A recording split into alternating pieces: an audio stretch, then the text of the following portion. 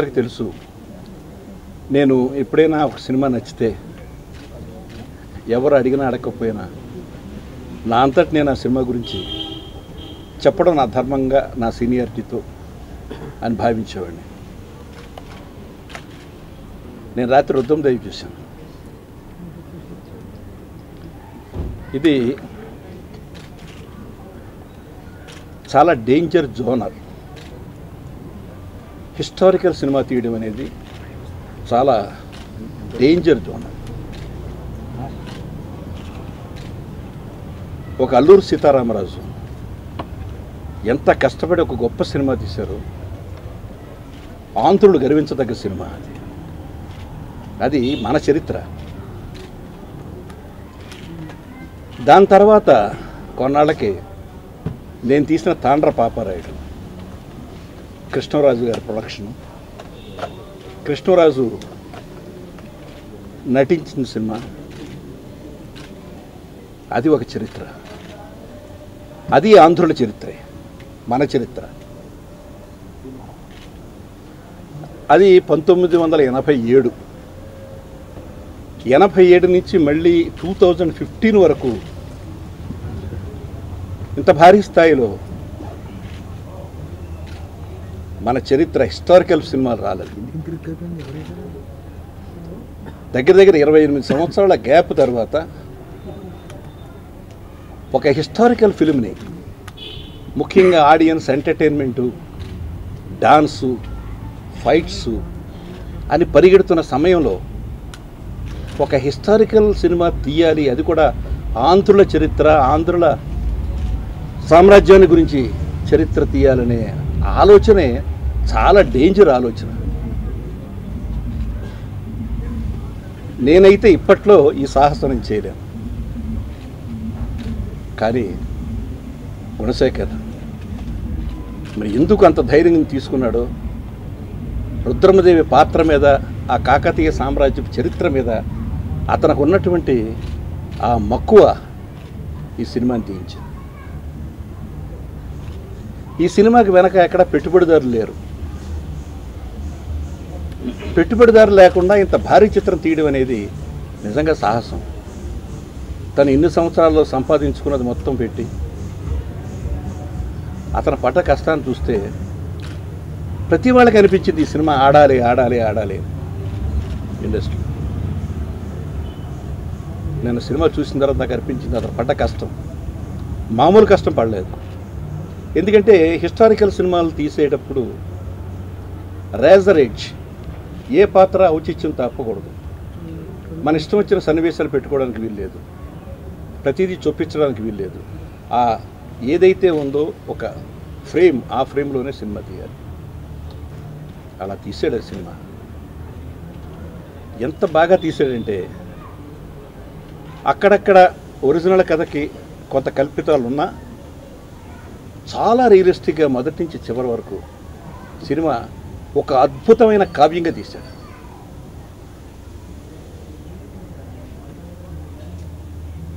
ఇందులో అతిశయోక్తి ఏం లేదు. తను నన్ను ప్రెస్ మీట్ పెట్టమని అడగలా. ఇలాంటి సినిమా గురించి జనానికి చెప్పాల్సిన బాధ్యత, నైతిక బాధ్యత ఇండస్ట్రీలో ఉన్న సీనియర్స్ అందరికీ ఉందని నేను భావిస్తున్నాను. ముందుగా ఇండస్ట్రీలో ఉన్న వాళ్ళు ప్రతి ఒక్కళ్ళు ఈ సినిమా చూడాలి. ప్రజలను పక్కన పెట్టండి. Industry has to see this film. ఎందుకు తీయాలి ఇలాంటి సినిమాలని? ప్రపంచంలోనే ఒక ఆడది, ఒక స్త్రీ పాలించే అధికారం లేదు, కుర్చీలో కూర్చునే అధికారం లేదు, వంటింట్లోనే ఉండే అధికారం ఉంది అని చెప్పిన ప్రపంచంలో సింహాసనం మీద కూర్చుని ఏలగలిగిన మహిళ, ఆ శక్తి ఉంది అని ప్రపంచం మొత్తంలో చెప్పిన ఫస్ట్ హిస్టరీ రుద్రమదేవి. ఈ రుద్రమదేవి చరిత్రను తీసుకుని ఇటలీలో మొట్టమొదటిసారిగా ఇటలీ రాణిని చేశారు. ఆ తర్వాత ఎంతోమంది మహిళామూర్తులు ఆ సింహాసనాలు ఎక్కారు. అలాంటి కదా, అది ఎవరు? మన తెలుగు వాళ్ళు కదా, ఆంధ్రులు కదా. ఏదో ఇది వరంగల్ అంటే తెలంగాణ సినిమా ఏమో కాదు. అసలు చరిత్ర తెలుసుకోవాలి.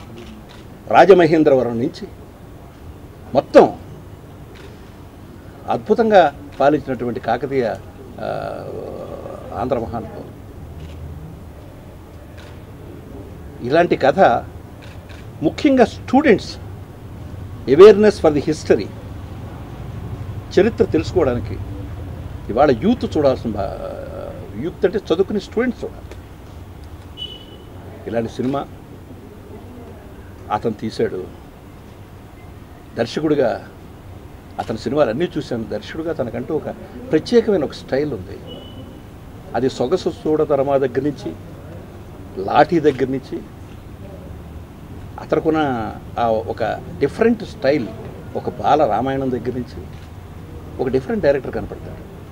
కమర్షియల్ ఆస్పెక్ట్స్, కమర్షియల్ డైరెక్టర్ వదిలేసేయండి, కమర్షియల్ సక్సెస్ చాలా ఉన్నాయి అతనికి. బట్ ఈ ఆస్పెక్టు చాలా డిఫరెంట్ ఆస్పెక్ట్. బాలరామాయణం ఎవరు తీయాలని సాహసించరు, అలాగే సొగస్తోడు తరమ ఎవరు తీయాలని సాహసించరు. అవి చేశాడు.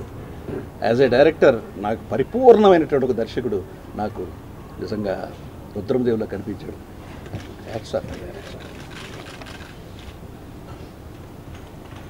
ఇక Anushka, she a glamour doll.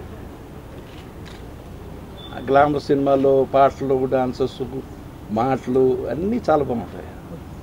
నేను అరుంధతిలో చూసి చాలా బాగా చేసింది. నాకు ఐఎమ్ వెరీ హ్యాపీ. ఎందుకంటే కోడి రామకృష్ణ చేతుల్లో ఆ అమ్మాయి అరుంధతిగా నా శిష్యుడి చేతుల్లో బ్రహ్మాండమైన పేరు తెచ్చుకుంది.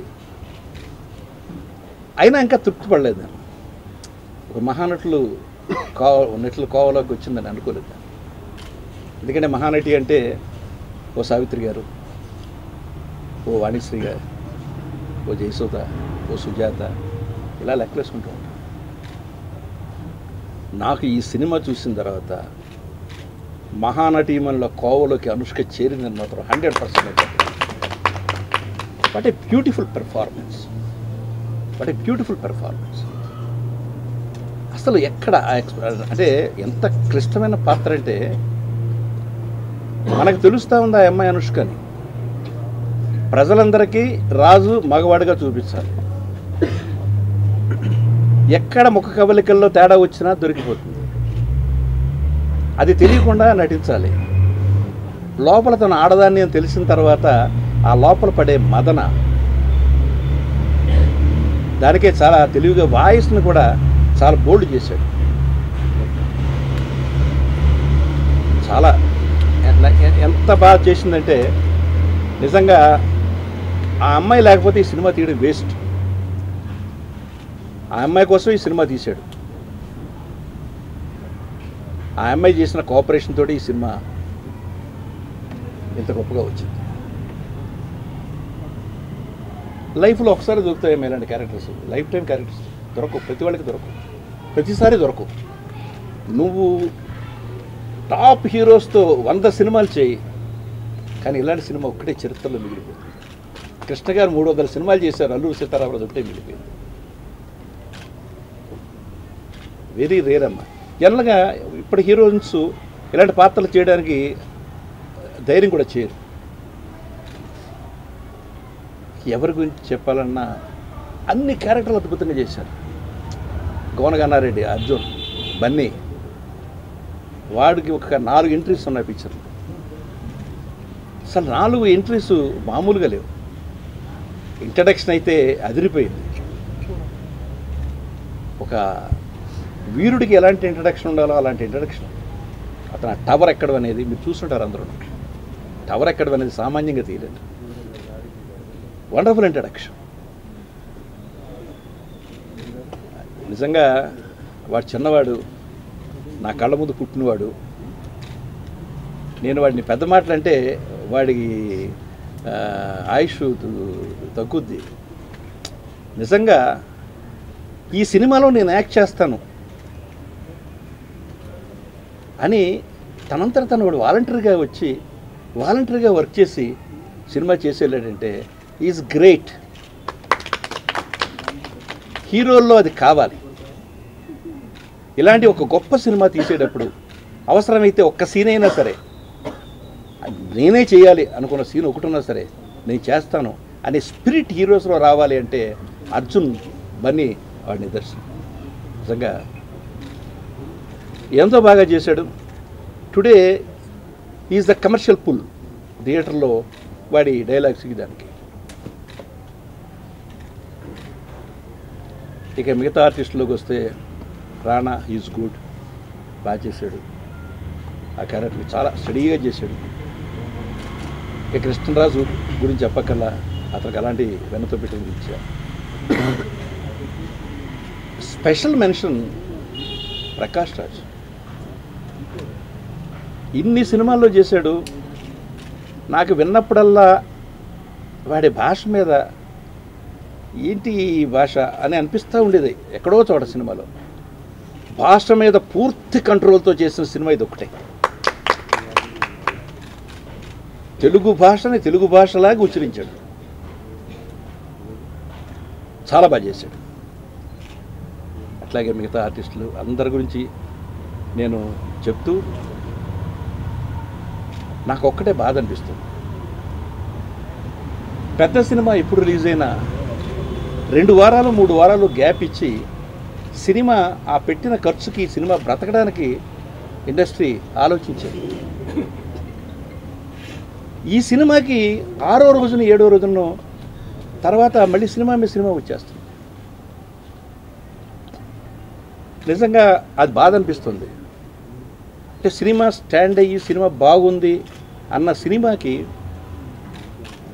థియేటర్ల కొత్త ఏర్పడుతుంది.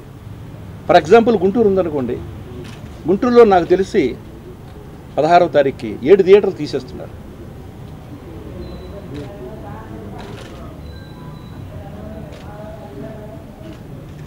ఏమంటే ముందు కమిట్ చేసుకున్నామంటారు. చాలా సినిమాలు పెద్ద సినిమాలకి మరి గ్యాప్ ఇస్తా వస్తారు. ఇక్కడ ఒక్కసారి 3 సినిమాలు 3 వారాల్లో పెట్టుకోవడం అనేది అది ఎంతవరకు సమంజసం? అని ఎవరు బాగుపడడానికి, ఎవరు నాశనం అయిపోవడానికి? ఎందుకు ఈ పోటీ? పెద్ద సినిమాలకి పండగలు అక్కర్లేదండి, పెద్ద హీరోల సినిమాలకి పండగలు అక్కర్లేదు. వాళ్ళు ఏ రోజున సినిమా రిలీజ్ చేస్తారో ఆ రోజే పండగ జనానికి. పండగల కోసం వెంపర్లాడాల్సిన అవసరం లేదు నా దృష్టిలో, నా ఎక్స్పీరియన్స్లో. అవి చేతకాని economics. Clean gap 2 weeks gap ఇచ్చుకుంటే అన్ని సినిమాలు బ్రతుకుతాయి.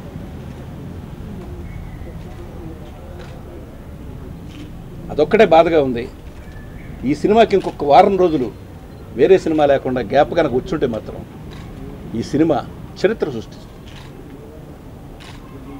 ఇది చెప్పాలనే మీ అందరిని పిలిచాను, నేను నా మనసులో ఉన్న మాట చెప్పాలని.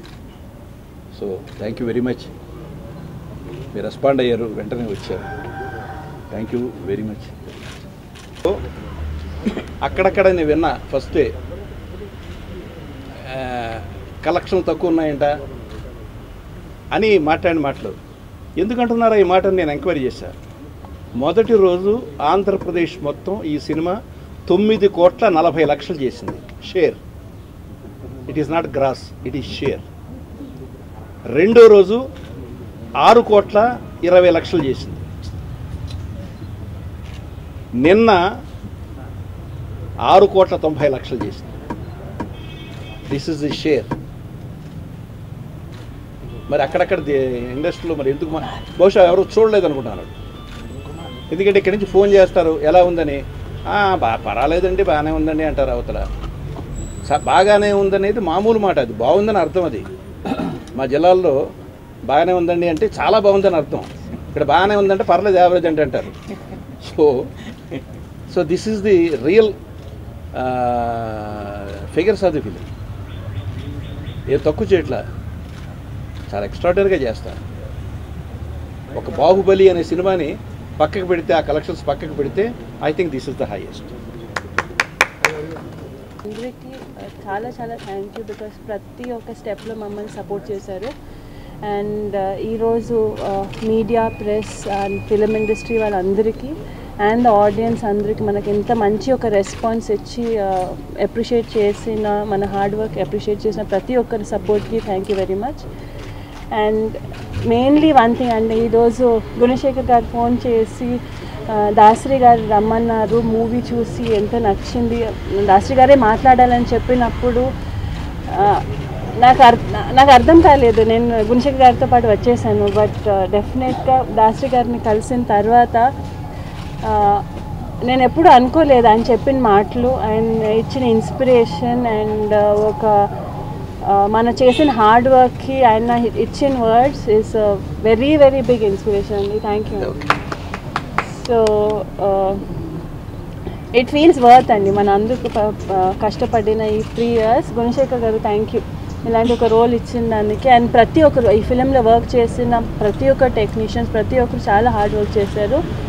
సో ఈరోజు దాసరి గారు ఈ ప్రెస్ మీట్ పెట్టి దాన్ని అప్రిషియేట్ చేశారు. So that itself is a big success మన కోసం. Thank you very much. నాకు మాత్రమే కాదు, ప్రేక్షకులందరికీ కూడా అదృష్టం.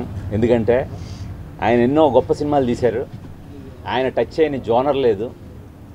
అలాంటిది ఆయన తీసిన ఒక తాండ్రపాపడైన ఒక మైల్ స్టోన్ ఫిలిం తర్వాత 30 ఏళ్ళ తర్వాత రుద్రమదేవి రావడం ఏంటి, ఈ మధ్యలో ఎన్నో వచ్చి ఉండాలి.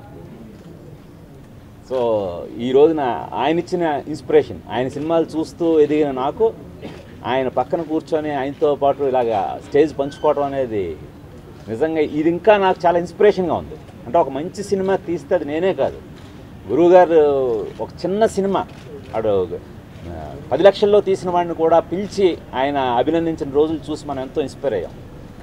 అలాగే ఈ రోజున ఆయన అంతటా ఆయన సినిమా చూసి నాకు ఫోన్ చేసి, గుణశేఖర్ నువ్వు మామూలు సినిమా తీయలేదయ్యా, నాకు తెలుసు ఒక దర్శకుడిగా పెయిన్ ఏంటనేది, అలాంటిది నువ్వే నిర్మాతగా కూడా ఇలాంటి గొప్ప సినిమా తీసావు, నీ సినిమా గురించి చెప్పాలయా, నా బాధ్యత, నేను చెప్తున్నాను రేపు ప్రెస్ మీట్ అనేసరికి నేను గౌరవంగా ఈ ప్రెస్ మీట్కి హాజరవ్వడం జరిగింది.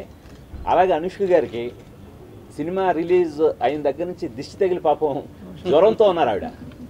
ఆ రోజు రిలీజ్ రోజున నేనే దేవి థియేటర్కి అనవసరం తీసుకెళ్ళాను. దేవిలో రుద్రమదేవి సినిమా ఓపెనింగ్ రోజున చూస్తూ ప్రేక్షకులందరూ కూడా స్క్రీన్ చూడడం మానేసి ఈవినే చూస్తున్నారు, రుద్రమ్మ రుద్రమ్మ అంటూ. దిష్టి తగిలి పాపం జ్వరంతో పడుకున్నారు. రాత్రి ఆవిడకి ఫోన్ చేసి, అమ్మ మీ జ్వరం అంతా కూడా ఎగిరిపోద్ది, మనకి దాసరి నారాయణరావు గారు ఈ సినిమా గురించి ఇన్స్పైర్ అయ్యారు, ఆ సినిమా గురించి ఆయన చెప్తున్నారు, మనం వెళ్ళి ఆయన పక్కన కూర్చుంటే మీ జ్వరం పటాపంచలు అయిపోద్దని చెప్పి ఆవిడ పాపం తీసుకొచ్చాను. ఆవిడకి యాక్చువల్ థ్రోట్ ఇన్ఫెక్షన్ కూడా ఉంది, మాట్లాడనే పరిస్థితిలో కూడా ఉన్నారు. అయినా గురువు గారు ఇచ్చిన ఇన్స్పిరేషన్ తోటి మీ అందరితో షేర్ చేసుకొని ఇలా వచ్చాం. చాలా చాలా ఆనందంగా ఉందండి. సినిమాని ఆదరిస్తున్న ప్రేక్షకులు అందరూ కూడా, అంటే విమర్శకుల మేధస్సును మెప్పించలేకపోయినామో కానీ ప్రేక్షకుల మనస్సుల్లో మాత్రం వాళ్ళు నాకు గొప్ప చోటు ఇచ్చారు. అందుకని వాళ్ళందరికీ కూడా చాలా చాలా కృతజ్ఞతలండి. ముఖ్యంగా ఎన్నో సినిమాలు మనం సక్సెస్ సినిమాలు చేస్తూ ఉంటాం. అందరూ కూడా మీ బోటి మిత్రులు ఏంటి, తెలిసిన బంధుమిత్రులు కానీ కొందరు ప్రేక్షకులు కానీ మన నెంబర్లు తెలుసుకొని కంగ్రాట్స్ అని మెసేజ్ పెడుతుంటారు. మొట్టమొదటిసారిగా థ్యాంక్స్ అనే మెసేజ్లు అందుకుంటున్నాను. అందరూ కూడా చాలా గొప్ప సినిమా ఇచ్చారు సార్ మన తెలుగు చిత్ర పరిశ్రమకి, మన తెలుగు వారందరికీ మీరు ఇచ్చిన కానుకగా భావిస్తున్నాం, థ్యాంక్స్ అని మెసేజ్లు పెడుతున్న అందరికీ కూడా శతకోటి వందనాలండి. ఈ సినిమాని ఇంకా ఇలాగ ఆదరించి ముందుకు తీసుకెళ్తారని ఆశిస్తున్నాను.